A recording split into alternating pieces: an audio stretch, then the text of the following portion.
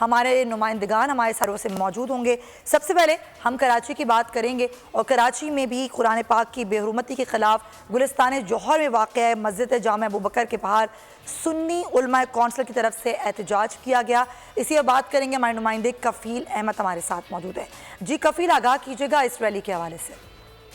میں قرآن کریم کی بے حرمتی کے خلاف سنی علماء کونسل کے جانب سے یہاں اس وقت احتجاجی مظاہرہ جو ہے وہ جامع ابوبکر گلستان جوہر میں منعقد کیا جا رہا ہے۔ اشرف گورمانی صاحب میرے ساتھ۔ اشرف صاحب، کیا کہنا چاہیں گے یہ جو ہوا ہے، حکومت کو کیا کرنا ہے اور مسلمانوں کے جذبات کو آپ کس طرح دیکھتے ہیں، کیا کہیں گے؟ نہیں، حکومت پاکستان کی ذمہ داری بنتی ہے کہ وہ سفارتی تعلقات ختم کریں اور اپنے سفیر کو وہاں سے بلائیں اور ان کے سفیر کو یہاں سے واپس بھیجیں، اور عظمت قرآن کے حوالے سے سب مسلمان ایک ہیں۔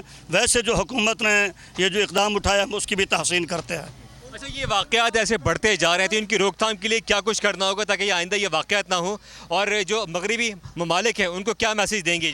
وہ جو میسیج ہے وہ بچہ نعت کی صورت میں دے رہا تھا، غیرت مسلم زندہ ہے، الحمدللہ ثم الحمدللہ۔ ٹھیک ہے کفیل احمد، بہت شکریہ۔ یہ کراچی میں سنی علماء کونسل کی جانب سے احتجاجی ریلی نکالی گئی۔ اسی طرح اسلام آباد میں بھی جو تاجر برادری تھے، سول سوسائٹی کے لوگ تھے، وہ بھی سراپا احتجاج نظر آئے۔ انہوں نے بھی سڑکوں پر ریلیاں نکالیں اور سویڈن میں قرآن پاک کی بے حرمتی کے خلاف شدید احتجاج ریکارڈ کرایا۔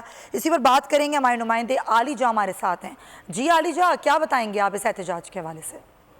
جی بالکل، اس وقت میں اسلام آباد کی جناح سپر مارکیٹ میں موجود ہوں، جہاں پر تقدیس قرآن کے حوالے سے ریلی نکالی جا رہی ہے، اور اسلام آباد کے جو تاجران ہیں ان کی بڑی تعداد اس شرکت کر رہی ہے۔ نہ صرف تاجران بلکہ یہاں پر مقامی لوگ بھی بڑی تعداد میں شرکت کر رہے ہیں، اور ان کا مطالبہ کیا ہے؟ مطالبہ یہ ہے کہ قرآن کریم جو ہماری ریڈ لائن ہے، حرمت رسول صلی اللہ علیہ وسلم ہماری ریڈ لائن ہے، ان کے تقدس کو پامال نہ کیا جائے، اور سویڈن میں ہونے والے دلخراش واقعے سے جس سے کروڑوں مسلمانوں کے دل مجروح ہیں اس کی مذمت کرنے کے ساتھ ساتھ عملی اقدامات بھی کیے جائیں۔ پاکستانی حکومت آرگنائزیشن آف اسلامک کنٹریز کو متحرک کرے، انٹرنیشنل کورٹ آف جسٹس کو متحرک کرے، اور سویڈن کے ساتھ سفارتی تعلقات ختم کیے جائیں۔ یہ احتجاجی شرکاء کا مطالبہ ہے۔ ہمارے ساتھ کچھ لوگ موجود ہیں، انہی سے جانتے ہیں وہ کیا کہنا چاہیں گے۔ سر، آپ احتجاج میں شرکت کر رہے ہیں، آپ کیا کہنا چاہیں گے؟ آپ کا دل کس قدر چھلنی ہے اور حکومت سے کیا مطالبہ؟ جس دن سے یہ واقعہ پیش آیا، میں نہیں پوری امت مسلمہ خون کے آنسو رو رہی ہے، اور اس طرح کے واقعات دنیا کفر جان بوجھ کر اوچھے ہتھ کنڈے اس لیے استعمال کرتی ہے تاکہ وہ اپنا کوئی قد کاٹ دنیا کو دکھا سکے۔ تاجر برادری بھی اسلام آباد میں سراپا احتجاج ہیں، لوگ غم و غصے کا شکار ہیں، ہر دل رنجیدہ ہے، اربوں مسلمانوں کے دل کو تکلیف پہنچی، اور آج جب پاکستان بھر میں حکومت کی اپیل پر یوم تقدس قرآن منایا جا رہا ہے تو پشاور میں بھی جو خواتین ہیں وہ آج سڑکوں پر نکل آئی ہیں، اور ہمارے نمائندے آصف ہمارے ساتھ ہیں، ہم ان سے بات کرتے ہیں، وہ ہمیں بتائیں گے کہ آج پشاور میں کس طریقے سے ریلی نکالی گئی۔ جی آصف۔